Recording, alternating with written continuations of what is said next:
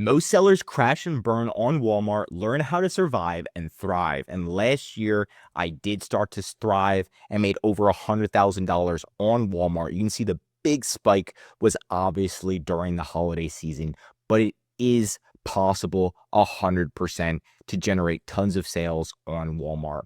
And the first reason why most sellers fail, and they do because they don't have an internal rep. You can see that I have internal reps that actually message me on WhatsApp for Walmart, right? And I didn't ask them to go on WhatsApp. You pretty much just make connections from Walmart, and then they say, hey, I want to do WhatsApp instead. How are you? They're helping with uploading catalogs, expanding stores, right, to Chile. Perfect. Can you send me prices? They're going, and they pretty much are creating things for me. The best part about these reps is they're able to escalate, fix problems. And if they really care about you, they'll give you things like free advertising credit, right? So you can see a rep actually gave us a link to get $2,000 in free ad credit, which is completely phenomenal. Imagine just getting free ad credit. And this is only going to be for the reps who actually care about their job and care about you. Now, it is difficult to find these reps, but all you have to do is go to Gmail, type in @walmart.com if you're a Walmart seller, then space connect or just @walmart.com. And then what you want to do is talk to these people. They most likely have emailed you if you've been on Walmart for at least 4 months and are generating sales. You're going to get automatically these emails. Expand to Walmart Mexico, do this, make a connection, talk to them, have a call with them. Some of them are going to want to have bi-weekly calls. Say yes, right? The calls are only 30 minutes, not a big deal, but you want to make these connections so you can succeed in the long run when problems do show up, right? Like your account's suspended. Sometimes they can hold off suspension, or they know about suspension before it happens, or they can mitigate it. All these different things that can happen. Number 2 on why most sellers fail is they don't have proper invoices, right? So making sure that you have proper invoices on any brand that you resell. And if it's directly from the manufacturer, that's going to be the best, or from an authorized distributor, right? Because what's happening now on Walmart is they're doing periodic reviews. You can see that one of our clients really just got this. Walmart's reaching out, hey, we're doing periodic review. Just send us all your invoices for this category, for all of your items under this category, randomly. No complaints, nothing's happening. Walmart's just doing periodic reviews now, which is such a pain in the butt if you don't have proper invoices and if you don't know how to answer these, right? And it says if we do not receive your response within 14 days, pretty much they're just going to remove us from that category completely, right? And you don't want that to happen at all. Such a pain in the butt. But in order to resolve this, make sure you got your proper invoices. Make sure you're prepared and ready for this, right?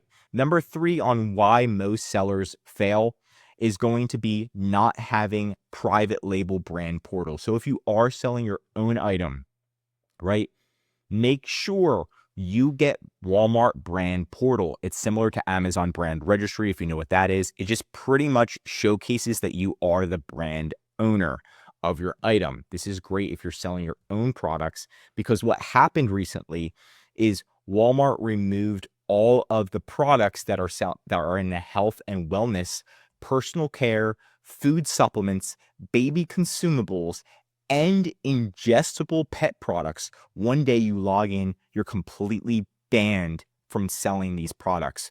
No reason, no cause. It's just Walmart being Walmart. The only people who can get vetted to get these approved are people who are selling brand portal items. You have to be brand portal approved.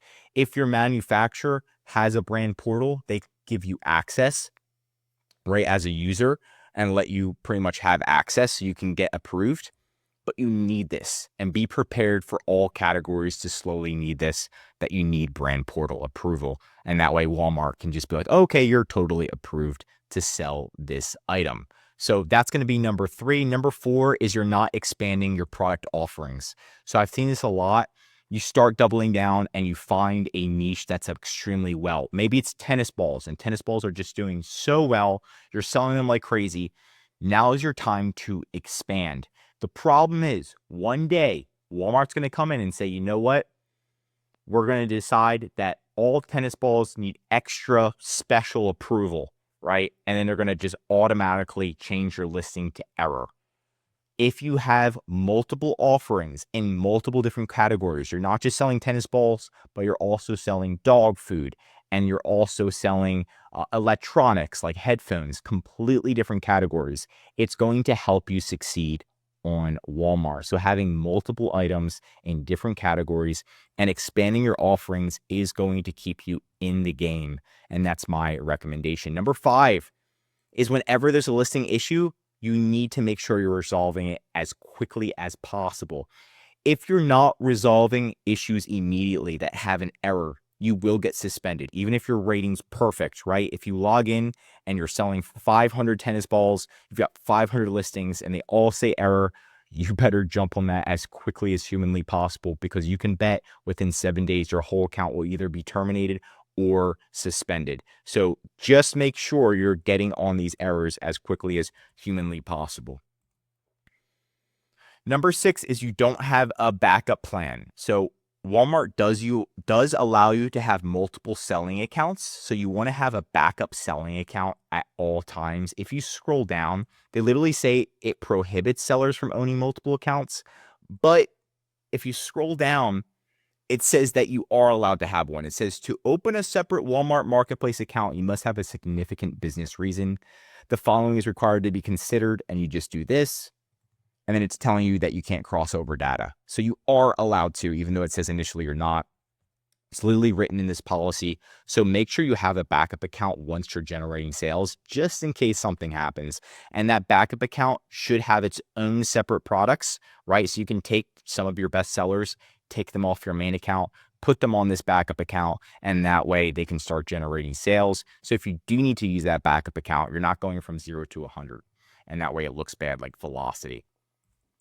Last but not least is just feel free to go to our YouTube. Just type in Walmart advice or 5 things every Walmart seller must do to increase sales. This is just going to help you increase sales in the long run. But that's it for today's video. If you want more Walmart videos, tell me what to cover next in the comments. If you learned something new, drop a like. And if you're a Walmart seller, I highly recommend subscribing to our channel, because we're giving away great content that's going to help you in your Walmart journey. And of course, if you need help with increasing sales, anything mentioned in this video, or just help selling on Walmart, contact EHP Consulting Group. The link's right in the description to contact us or schedule a call. And one of our most popular services is our full Walmart account management service.